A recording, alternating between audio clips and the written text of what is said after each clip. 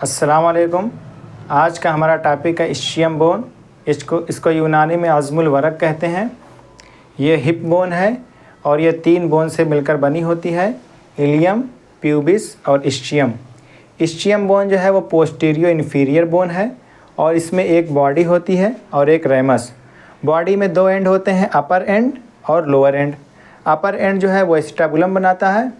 Acetabulum के बनने में 40% रोल जो है वो अपर एंड ऑफ इस्चियम का होता है और जो लोअर एंड होता है वो इस्चियल ट्यूबरोसिटी बनाता है।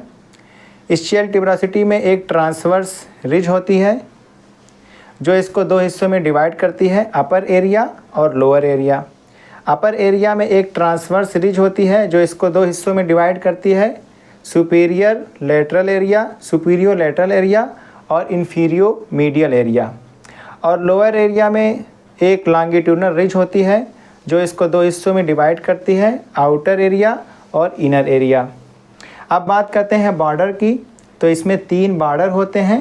इंटीरियर बॉर्डर जो ऑब्टूरेटर फोरामेन की पोस्टीरियर सुपीरियर बाउंड्री बनाता है, और दूसरा होता है लेटरल बॉर्डर जो इस्चियल ट्यूबरोसिटी के लेटरल मार्जिन को बनाता है, और तीसरा होता है पोस्टीरियर बॉर्डर।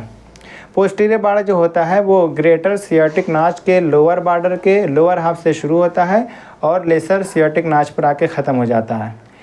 पोस्टीरियर बॉर्डर के 3 पार्ट होते हैं, अपर पार्ट, मिडिल पार्ट और लोअर पार्ट।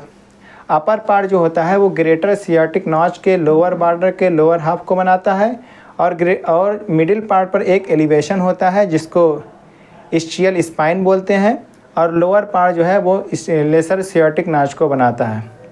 अब बात करते हैं सरफेस की, तो इसमें 3 सरफेस होते हैं। फीमोरल सरफेस जो एंटीरियर बॉर्डर और लेटरल बॉर्डर के बीच में प्रेजेंट होता है। दूसरा डॉर्सल सरफेस जो पोस्टीरियर बॉर्डर और एसिटाबुलर मार्जिन के बीच में प्रेजेंट होता है। इसमें 3 पार्ट होते हैं, अपर पार्ट, मिडिल पार्ट और लोअर पार्ट।